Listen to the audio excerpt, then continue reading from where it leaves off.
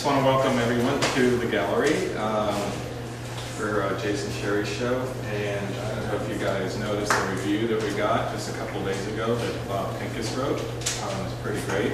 And you can find a copy of that on top of the front desk over there.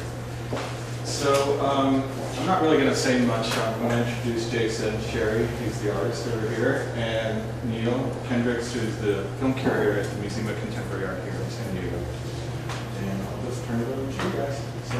Okay, well, for starters, it's interesting. This wasn't planned, but I thought when I was getting ready for this talk today, I was wondering, like, what should I wear? And there's a real rock and roll aesthetic that I think that comes into play, as well as a sense of playfulness that you see in Jason's work. And so I felt it was appropriate to dig out my old Iggy Pop and the Stooges t-shirt and get into the spirit of that. Because his work, I don't think, is really about being like the standard ideas that we have about high art. But it definitely is high art, you know, and that it has its place. But I think he opens up a lot of room for influences and motifs from other areas. And so Jason was going to show a little clip because we had a little talk maybe about 2-3 weeks ago, just sort of like at his studio, and I was kind of interested in some of the things of where these ideas come from and where did these images, like he's sort of this archaeologist, I like to think of, in terms of pop culture and movies. And this is how he sort of recombines these things. So, want to show the clip? Yeah. I picked this because it's the most beautiful clip in the world. And I think you'll appreciate it. And how it relates to my work is something about being a low-budget director and you just have an idea that you have to do, it means nothing to the entire movie, and it's totally ridiculous. But you have to do it. It's cute. Yeah.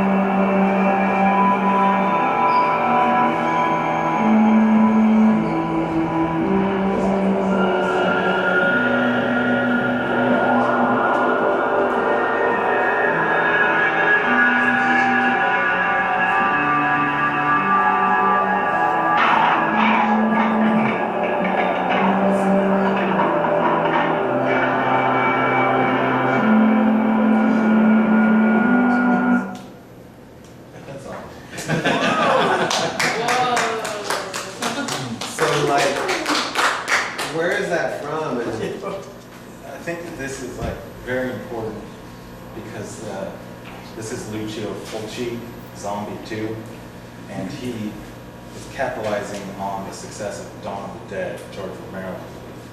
In Italy, that was called Zombie, so he made Zombie 2, even though it had nothing to do with the original. And so he was stealing, and I don't know, that's kind of what I do. One of the things that, you know, there's some real obscure kind of referencing that goes on, which is also kind of like with this. You know, because if just to kind of give you a little bit of background, there's a whole genre of movies that how do you pronounce that? Giallo. The Giallo. Anybody familiar with that? Okay, the Giallo films are these sort of very gory splatter films, but they also have this very artful kind of mastery in the way that they're made. And they've inspired quite a few American filmmakers, and you see references to those films in work by Quentin Tarantino and quite a few other notable directors and so forth. But it seems like a perfect way to segue into this, because we've got this cameo appearance of the one and only James Mason, who I'm sure you've heard of, the great British actor. He's been in some really great films, but he's also got he had an appetite for B movies, and he's appeared in quite a few of them. When I was at your studio, I didn't recognize him immediately, but he was familiar. And then it was like, once the beard, when I recognized the eyes, Do you want to tell us a little bit about, like, I mean, does he mean something to you, or was it the movie? It was probably as simple as his appearance and that he was wearing a hat. Oh, okay. This image came from a big group of negatives that I got, which were all B-movie negatives from newspapers. And so I just stockpiled these things, and then they find their way into the pieces at various points. So it's not so much about him and like his background or other movies that he was in, but really like the formal quality of this? Yeah. And then the idea of this is that this is the Neanderthal, and that's the modern man. And the modern man would wear a hat. The Neanderthal would wear a hair hat. I did not know that. We couldn't hear. What did you say? Well, that the modern man would wear a hat, perhaps one bought at a store, and the Neanderthal man would make a hair hat, which would probably be... No, he could have bought it at the Neanderthal store. Yeah, that is true, possibly. This collage aesthetic that very much flows through all your work, and even goes back to the work that Jason was doing as a student. And to kind of give you a little bit of background on our connection, is when did you graduate?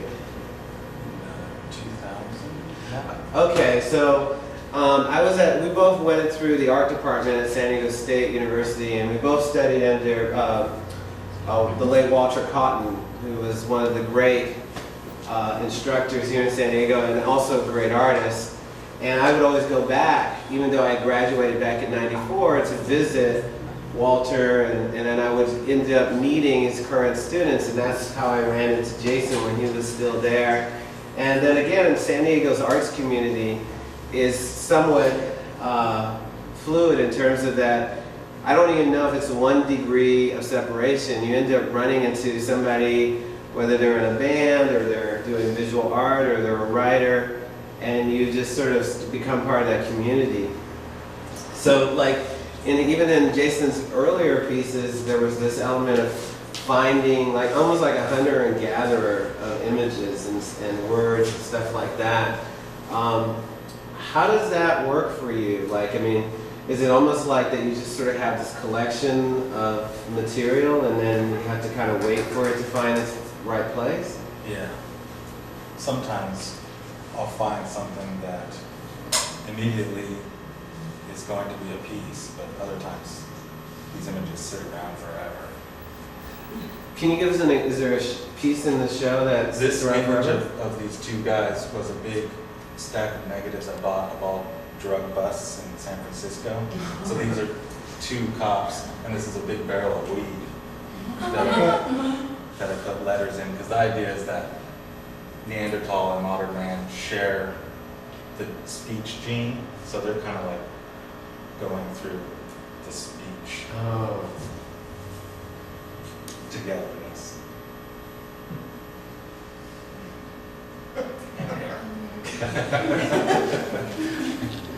You know, I noticed the hair, but I didn't think about it, like literally like a hair hat, you know? John Hartfield is a major influence and somebody that you draw some sort of substance from. When did you first get introduced to his work? I think at State, Walter introduced us to John Hartfield. Was there an immediate connection for you? Yeah, I guess because it's so bold, kind of hits you over the head. Was some of that work more political? Like, were you kind of in that same vein? Because, like, I think maybe the politics of some of this is more buried, like it's more subterranean. Yeah, I think it was more back then. It's gone away somewhat. Somewhat? Well, you do have, like, there is that piece about the Obama, I guess we're going to get a workout here because we won't kind of do this in a linear fashion because that wouldn't make sense. So we're going to bounce to that other room, and maybe you could tell us a little bit about that, because there is sort of a political thing there, I guess.